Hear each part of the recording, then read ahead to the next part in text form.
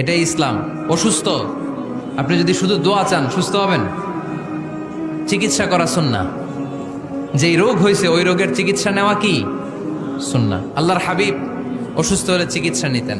হাতে একবার বিচ্ছু কামড় দিল আল্লাহর হাবিবের আঙ্গুলে, তিনি রেগে গেলেন, ব্যথা পেলেন, আর বিচ্ছুরে বললেন, আরে বিচ্ছু, মানুষও চিনোস না, নবীও চিনোস না, কোথায় কামড় দিতে হবে এটাও জানোস না। কিন্তু কামড় যখন দিয়ে ফেলছে বিশ্বনবী ব্যথা পাচ্ছেন। বিশ্বনবী সূরা ইখলাস পড়ে ফাতিহা পড়ে ফু দিতে লাগলেন, আর আম্মাজান আয়েশাকে বললেন লবণের পানি গরম দিয়ে ঢালতে থাকো। আম্মাজান আয়েশা লবণের পানি আনলেন। লবণের গরম পানির ভেতরে সোডিয়াম ক্লোরাইড আছে, ন্যাচারাল পেইন কিলার, ব্যথা নাশ করে। আম্মাজান আয়েশা গড়গড় করে লবণের পানি ঢালতে লাগলেন, আল্লাহর হাবিব কোরআন পরে ফু দিতে লাগলেন। পানি ঢালা শেষ, গড়গড় করে লবণের পানি ঢালা শেষ, বিশ্বনবীর দোয়া পড়া শেষ, এর মধ্যে আঙ্গুলের ব্যথাও শেষ। কারণ দুইটার সমন্বয় হয়েছে, দোয়াও আছে, দাওয়াও